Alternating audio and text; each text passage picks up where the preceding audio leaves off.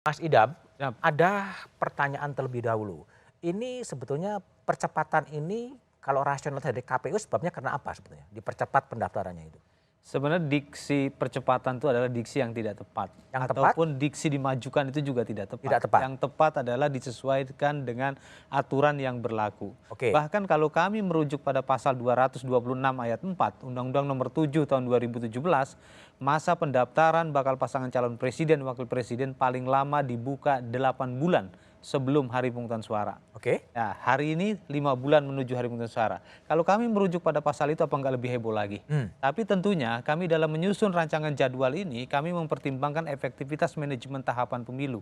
Ya, dan kebetulan pasal 276 ayat 1 Undang-Undang Nomor 7 tahun 2017 telah diubah ya menjadi pasal 276 ayat 1 Undang-Undang Nomor 7 tahun 2023 yang dimana 15 hari sebelum masa kampanye dimulai pasangan calon harus sudah ditetapkan. Nah, Oke. berangkat dari hal tersebut kami menghitung mundur sesuai dengan norma-norma yang berlaku, misalkan berapa lama kami harus menyelesaikan verifikasi administrasi, berapa lama kami harus memberikan kesempatan kepada pasangan calon untuk memperbaiki administrasinya, berapa lama pasangan calon kami berikan kesempatan untuk melakukan penggantian misalnya kalau terjadi Jadi semata-mata karena undang-undangnya memang mengharuskan KPU ya, menyesuaikan diri, karena alasan undang-undang, bukan alasan yang lainnya. bukan alasan yang lain. Ya, itulah kenapa saya Tapi, protes. tapi kenapa baru sekarang kan perpunya atau undang-undang disahkan sejak bulan Maret atau April? Kenapa baru sekarang? Justru kami mempertimbangkan efektivitas tahapan. Oh, Karena masalahnya sebelum-sebelum itu banyak sekali tahapan-tahapan yang harus diselesaikan. oke. Dan kita tahu bahwa dalam proses penyelesaian sebuah aturan teknis dalam penyelenggaraan pemilu, pasal 75 ayat 4, KPU harus melakukan proses konsultasi. Dan bahkan tidak hanya sampai pada konsultasi pada pembentuk undang-undang, tapi kami juga harus melakukan rapat harmonisasi Dengan pemerintah juga. dengan Kementerian Hukum dan HAM. Oke. Sampai di mana sekarang posisi PKPU itu? Kami sudah menyelesaikan uji publik pada tanggal 4 September 2023. Yang hasilnya? Yang hasilnya seperti yang kita ketahui hari ini bahwa kami dalam uji publik tersebut mengusulkan rancangan jadwal pendaftaran bakal pasangan calon presiden wakil presiden rencananya kami usulkan untuk dikonsultasikan nanti Pak mulai tanggal 10 sampai dengan tanggal 16 Oktober 2023. Itu baru usulan. Baru usulan. Baru usulan yang akan kami bawa ke dalam forum rapat konsultasi dengan pembentuk undang-undang dalam hal ini DPR dan pemerintah. Oke, baik. Saya ke Mbak Titi Anggraini dari Perludem. Uji publik telah dilakukan dan ada penyesuaian peraturan KPU ini sesuai dengan undang-undang. Perludem sudah mengkritisi atau sudah memberikan pandangannya soal penyesuaian pendaftaran bakal capres ini, Mbak Titi? Terima kasih Mas Budiman. Sebenarnya penyesuaian jadwal itu sudah kita ketahui ketika Perpu terbit Desember 2022. Oke. Karena adanya klausul yang tadi disebut pasal 276 ayat 1, kami memperkirakan dua kemungkinannya.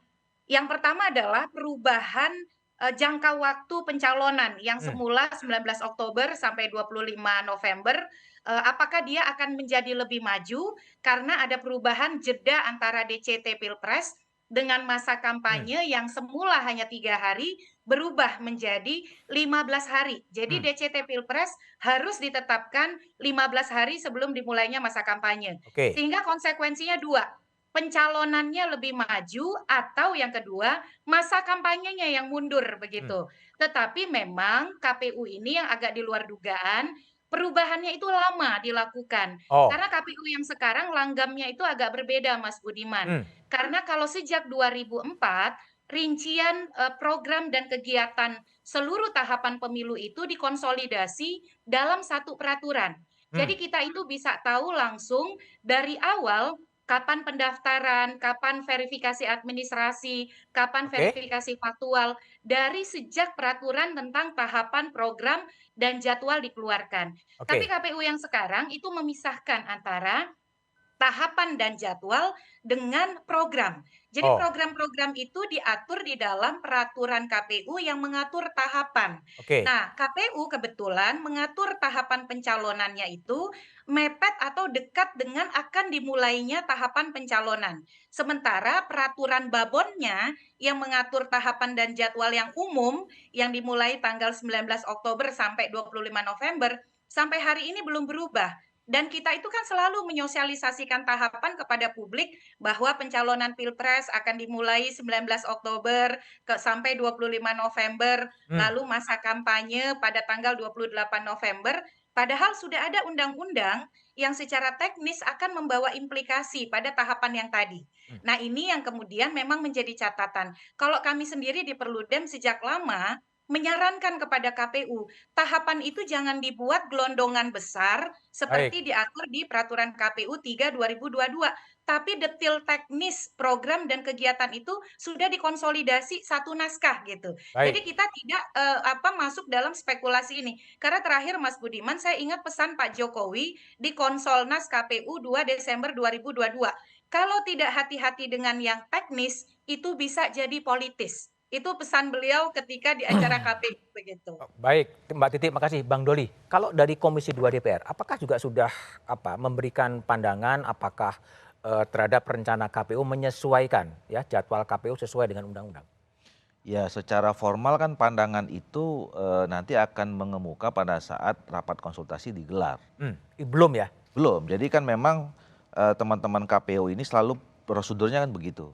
Jadi begitu mereka mau mengajukan rancangan PKPU yang akan dikonsultasikan kepada DPR dan Pemerintah? pemerintah, mereka buat draftnya dulu, terus kemudian diuji publik. Oh, Nah, kemudian setelah diuji publik baru diajukan. Nah, kemudian nanti dibahas di situ detail dan kemudian disetujui. Baru nanti kemudian diundangkan. Jadilah terbit peraturan. Nah, jadi sebetulnya kalau dari segi kami ya di Komisi 2 dari pada saat kita menyetujui Perpu itu menjadi undang-undang. Jadi Undang-Undang 7 2017 diterbitkan Perpu oleh pemerintah, dibahas kemudian di DPR, terbit menjadi Undang-Undang Nomor 7 Tahun 2023. Kami juga sudah tahu bahwa akan ada Ada penyesuaian, perubahan pendaftaran itu. Nah, dan memang selama ini apa yang dilakukan oleh KPU pada saat mau diterbitkan PKPU itu baru kemudian ya kasarnya diramein dulu lah. warming up lah ya? Di warming up dulu. Warming Nah up ini lah. makanya disampaikan karena memang mau dibahas. Jadi uji publiknya melalui media massa termasuk forum ini ya? Ya, terima kasih banyak buat Tapi Kompas Bang Doli, TV. kalau aku dengar dari Pak Mahfud mengatakan juga mengajukan opsi pendaftarannya 19-24 Oktober. Nah, saya kemudian begitu kemarin teman-teman ini menyampaikan ke publik 10 sampai 16 di rancangannya itu, saya diskusi secara informal. Ini satu-satunya opsi atau tidak? Nah, ternyata ketika disimulasi bisa ketemu ada dua opsi, 10 sampai 16 dan 19 sampai 24 itu dengan catatan masa-masa yang selama ini agak lega gitu ya, misalnya masa verifikasi, kemudian tes kesehatan, nanti kemudian masa penggantian yang selama ini kalau 10-16 itu kan nanti antara 10 sampai ke tanggal 13, kan panjang. Nah, secara teknis itu memang memungkinkan. Ini yang saya dapat dari teman-teman KPU. Jadi kalau misalnya pasangan calonnya cuma 2, 3, itu kan verifikasinya Nggak terlalu rumit. nggak terlalu rumit, nggak panjang gitu loh. Jadi mungkin verifikasi internalnya selama teman-teman KPU ini sanggup ya nggak ada masalah. Nah saya kira begini, makanya saya senang ketika misalnya ada dua opsi. Artinya dimungkinkan juga nanti di dalam pembahasan kita di rapat konsultasi itu lebih detail kita menanyanya dan ada opsi-opsi lain. Opsi lain. Ya, biasanya kalau udah ada muncul opsi kedua bisa ada opsi yang lain-lain kan. Ya, Nanti ya. yang mungkin jadi Tapi pembahasan kan kita tidak di akan konsultasi. mengganggu 14 Februari Nah, kan? yang paling penting itu adalah tidak mengganggu tahapan keseluruhan. Oke. Tahapan keseluruhan itu apa ya? Ya pakemnya itu kan 14 Februari, kampanye 75 hari, yang kemudian konsekuensi dari penyesuaian undang-undang ini tanggal 3 November itu sudah harus DCT untuk dipilih dan tanggal 13 itu sudah ketahuan siapa pasangan capres dan cawapres. Baik, tapi tetap memunculkan pertanyaan di publik apakah ini urusannya semata-mata teknis atau penyesuaian karena undang-undang atau ada dimensi politik, kita bahas setelah jeda berikut ini.